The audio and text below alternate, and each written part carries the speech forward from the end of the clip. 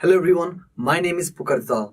I am an English instructor and today we are following Grade 7 English. We'll be going to the chapter Excursion to the Zoo. So let's begin the chapter. So let's now go to the writing and grammar part. Alright, so find the words opposite meaning to the words given below. Okay, and of course, yes, you can use dictionary for your help. Now, find the words opposite in meaning to the words given below. Now, this is what we call, so here we are basically finding out antonym of the words given below, okay? So what is antonym? So the very definition of antonym is a word which has the opposite meaning of another word. See, finding the opposite meaning, words opposite meaning itself is antonym. All right. For example, if you have the word, let's say, ugly, then its antonym is beautiful. See. Now, if the word is, let's say, rich, its antonym would be poor. Similarly, if you have the word that's long, what is the opposite of long? Its antonym would be short. Wide.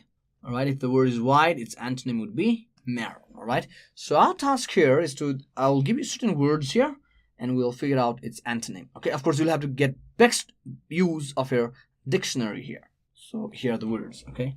So the words are, we start from enter. Number two is reach. Number 3, exciting. Number 4, hues. Number 5 is enclosure. Number 6 is start. Number 7 would be sing. Number 8 is laugh. Number 9 would be full. Number 10 is horrible. Number 11 is separate. And finally, number 12, beautiful. So our task, we got to use our dictionary and figure out its opposite meaning. What do you think you'll write for enter? The word would be exit. I wanted to do for rich. All right. How about exciting? Maybe the opposite of exciting would be boring. See, it's just the opposite. Remember, what is the opposite of hues? Similarly, what do you think is the opposite of enclosure? So you can have the words like glade, open, openness. Okay. Similarly, find the word for start. What is the opposite of start? What is the opposite of same? What is the antonym of same? What is the opposite of love? It could be sob. What is the antonym of fool? What is the antonym of horrible? All right. Let's say terrific. What is the antonym of separated? What is the antonym of beautiful? So see, this you can do it right in the classroom. You can take best help of the dictionary. You can discuss with your friends and find the answer. And of course, or maybe you can do it as your homework. Okay. So let's move further, shall we? Now, I want you to observe this picture once again. Okay. What you can see in the picture here is you can see a tiger here. It's caged, right? And here are some branches here, and here's a leopard. Can you see it? There's a leopard here. And also you can see here a musk or a deer, and here's a wild buffalo, see? So these animals are kept here. They're all caged. Of course, it's a zoo, okay? Now, how about you organize a debate competition in your classroom, all right? And the topic would be debate. And the topic is, should animals be kept in the zoo? Here you can have, a certain group can speak for the motion, all right, and the other group can here speak against the motion. Now, those who are speaking for the motion, you agree to the fact that yes, animals must be kept in the zoo, right? And those who are going against the motion will give your, all right, you don't agree to this fact, all right, you disagree. And you say, no, animals deserve to be in the wild and not in the zoo. See, here for the debate that you can organize in the classroom, you can have you know what, for the motion, certain students can participate for the motion. That is like, yes, all right, and you give all your reasoning, all right, you give all your reasoning stating that, yes, animal must be kept in a zoo, and you'll have to keep on clarifying why, all right? You'll have to keep on clarifying why they must be kept in a zoo. You must make a point stronger. On the other hand, we have against the motion, all right? Again, our students who are speaking against the motion will disagree to this question, and they would say, no, animals deserve to be in the wild and not in the zoo. They deserve freedom after all, right? Again, you'll have to clarify why they should not be kept in the zoo. All right, so this way you can have two groups here. One would be saying, yes, they must be kept in the zoo, while the other would say, no, they must not be kept in the zoo. Animals deserve freedom. Every species deserves freedom, right? And so does animal.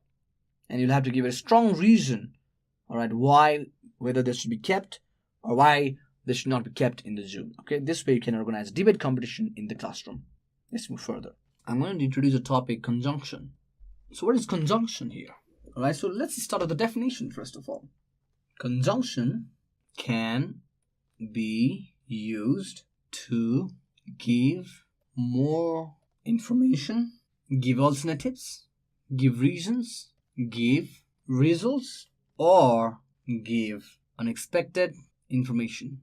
Conjunctions are words like and, or, but, because, so that, although, right? There are many words to it. Conjunctions are words like and, or, but, because, so that, although, etc. Right?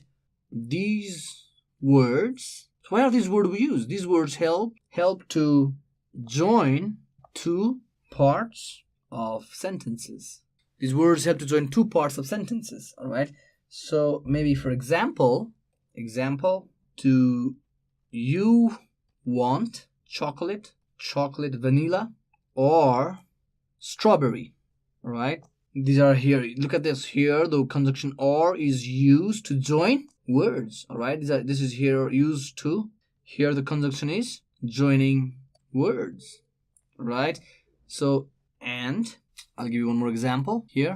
Lisa's father is taking us on Saturday morning, and he's offered to bring us home again on Sunday. See, in this case here, and is used as conjunction here, and this time conjunction is used in joining clauses. It's almost like used in joining two clauses here. First, Alisa's father is taking us on Saturday morning, and because of and, the other sentence can be joined here. See, he's offered, this is not, right? He has offered to bring us home again on Sunday. So these two clauses, all right? And remember, in clauses, you can have a subject and the predicate, and of course, including the object, all right? So this is also not just used to join words like in this like in this example, all right? Like in this, it's not here just used to join words like this example that you can see here, but it's also used to join the clauses. All right, Alisa's father, or it can be used to join two sentences here in this case. See, Alisa's father is taking us on Saturday morning. This is the first clause, joined by and. All right, that's why it becomes conjunction. It joins together. All right, simple as that. Conjunction, all right, joins the word or. That's conjunction. Okay. So if you want to read the definition again, see, conjunction can be used to give more information, and joining as such, it gives more information, all right? Give alternatives, give reasons, give results, or give unexpected information. Conjunctions are words like and, or, but, because, so that, although, and there are a lot many, okay, etc. These words help to join two parts of sentences. First, it joins the word together. Do you want chocolate, vanilla, or strawberry? On the other hand, we have Alisa's father is taking us on Saturday morning. Now this clause is joined by and here, and he's offered to bring us home again on Sunday. See here, two clauses are joined by conjunction. Okay, now that we know this, let's do this exercise. Fill in the gaps with to, but we have very limited here. See, very limited conjunction. To, so that, or because. There's three to choose from. All right, I'm going to do just want to, right? I come to school for what purpose? Clarified. My mother gives me green vegetables. All right, I'm gonna help you on that. So that, remember, you have only 3 to choose from. That is to, to, so that, or because. So that my eyes have good vision. How about the next one? I spent the night studying. I wanted to get good grades. Our school organized a visit to the zoo. All right, again, see, students could learn about the animals. I'm learning English. Again, right, you can select any word to figure this out. Okay, now moving further, I have this poem here. Okay, and I'm going to read this poem, right? A trip to the zoo. Now, a trip to the zoo. It is such a beautiful day. We want to go to the zoo. Pack a picnic lunch, grab a hat, see lots of animals, birds too. We'll stop and visit the elephant, watch them do a trick or two. Walk past the zebras, there stands see the peacock, feathers so blue. There lies 2 old hippopotamus, sleeping in a very muddy pen. We see the lion sitting on some rocks, in his case I have never been. We get to feed the giraffe, he comes over and eats from our hand. With his long neck he can reach very far, on his tongue my fingers often land. We see lots of snakes, turtles and spiders. We visit the penguins in their cold spot. It is fun to watch them waddle around, fly to the outside they cannot. We pass by the camels chewing some feed, see monkeys swinging on a rope. They swing way over the small pond, into the water, they never fall, I hope. We really enjoy going into the petting zoo. The animals let you touch their back. We stay a long time watching the goats. Better not take a sandwich in your backpack. The train ride around the zoo. We enjoy sitting on the tail end. The whistle blows going through the tunnel and going around a sharp bend. We spend the whole day walking around. There are so much for us to see. Little squirrels eating french fries that delighted my sisters and me. Soon it was time to go home, but we'll return another day. There will be new baby animals. We'll stand and watch them play. Edine Cathay is the poet who had written this poem, okay? So from homework now, what you can do is, you can also, after having read this poem, you can also write a poem describing your experience of visiting a memorable place. Write a poem describing your experience of visiting any memorable place, okay? And what you can do now is divide your class into 5 groups and assign some tasks. Organize a visit to a zoo or a village where you can see different domestic animals. Each group will report as assigned. Now see, divide your class into 5 groups. So your class has to be divided into 5 different groups, right?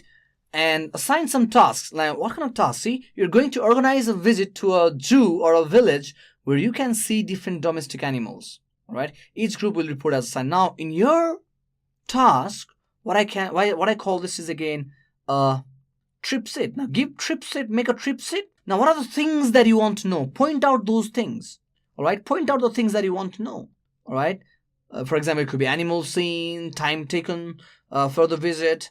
All right, or time taken to reach the destination. So you can have all these questions put together. All right, put together your questions. See, put together your questions. All right, and then divide these questions to these 5 groups. All right, divide this question to this 5 group, and then you go either, all right, to a zoo, or maybe you can just wander in a village, observing different domestic animals. And what students are supposed to do is, you fill in these questions, all right? And later on, you report to your group member, all right? And you come together and share your findings, okay? This is more like a field visit, okay? A project work or more like a field visit. And on the other hand, write a poem describing your experience of visiting any memorable place. I'm sure you've visited many places, all right? So out of those many places you've visited, you can write a poem, just like the one I had just read, all right? Explaining, all right? Or rather defining or describing what you had seen in that, or why that particular place is memorable, okay? So thank you very much. And if you have any queries, feel free to email us at learning@deerwalk.edu.np. Thank you.